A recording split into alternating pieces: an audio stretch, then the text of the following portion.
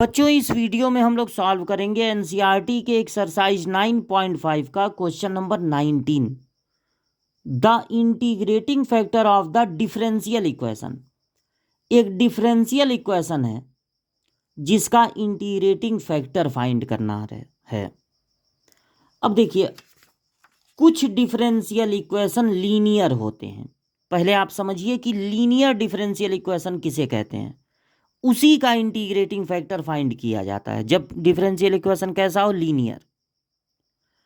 अगर आपके differential equation में एक सिंपल सा y हो, मतलब y पे पावर 1 हो, log y cos y 1/y y square नहीं, सिंपल y पे पावर 1, और उसके बगल में dy/dx हो, तो वो लीनियर डिफरेंशियल इक्वेशन होता है in term of y।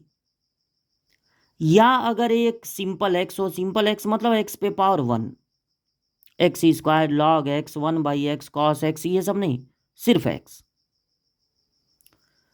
x पे पावर 1 हो और बगल में हो dx/dy, तब वो लीनियर डिफरेंशियल इक्वेशन कहलाता है इन टर्म ऑफ x। जब लीनियर डिफरेंशियल इक्वेशन हो तो इंटीग्रेटिंग फैक्टर फाइंड करते हैं, उसके लिए ये फार्मूला याद करना पड़ेगा। तो पहले ये देखिए कि आपका डिफरेंशियल इक्वेशन x के टर्म में लीनियर है कि y के टर्म में। y के टर्म में तो नहीं है क्योंकि y स्क्वायर दिख गया। अब यहां पर एक सिंपल x है, 1 minus y square dx/dy plus y(x) equal to ay, यही है।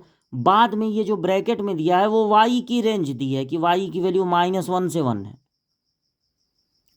उसका यूज कोई नहीं है, बस वो क्योंकि कोई वैल्यू थोड़ी ना निकालनी है। अब ये बस पता लगाना है कि ये लीनियर डिफरेंशियल इक्वेशन है y के टर्म में कि x के टर्म में। y के टर्म में नहीं है क्योंकि y स्क्वायर भी दिख गया, x पे पावर 1 है और बगल में dx/dy भी है, बगल में dx/dy भी है जैसे कि इसमें है, तो ये x के टर्म में लीनियर है। तो हम इंटीग्रेटिंग फैक्टर पता लगाएंगे, लेकिन dx/dy का कोफिशिएंट 1 होना चाहिए। तो पहले इसको डिवाइड कर देंगे 1 माइनस वाई स्क्वायर से, ताकि dx/dy का कोफिशिएंट 1 हो जाए। तो इसको भी डिवाइड करना पड़ेगा 1 माइनस वाई स्क्वायर से, और इसको भी। अब इसको कंपेयर करेंगे इस इक्वेशन से, यानी dx/dy plus px equal to q से। तो जो x का कोफिशिएंट है वही p का काम करेगा। तो p कौन होगा? जो x का कोफिशिएंट है, यानी y/1 माइनस वाई स्क्वायर। और जो इक्वल टू के दूसरे तरफ होगा वो q है, पूरा का पूरा, इसमें नहीं कुछ कोफिशिएंट देखना, पूरा का पूरा।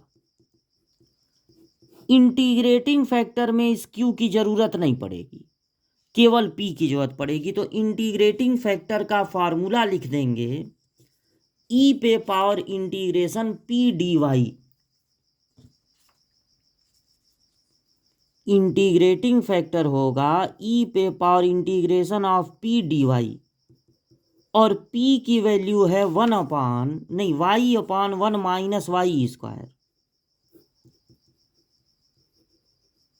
अब इसका इंटीग्रेशन करना है, तो अगर ऊपर y है नीचे वाई स्क्वायर है, तो y1 का डिफरेंशिएशन होता है 0, और इसका डिफरेंशिएशन होगा -2y, पावर से इंटू पावर एक कम। अगर यहाँ -2y होता तो -2 से डिवाइड और -2 से मल्टीप्लाई। अगर ऊपर -2y होता तो ऊपर वाला नीचे वाले का डिफरेंशिएशन हो जाएगा। जब ऊपर वाला नीचे वाले का डिफरेंशिएशन हो तो नीचे वाले को लॉग के साथ ले लेते हैं, और लॉग के साथ कभी निगेटिव नंबर नहीं रहता, इसलिए मॉड लगा देंगे।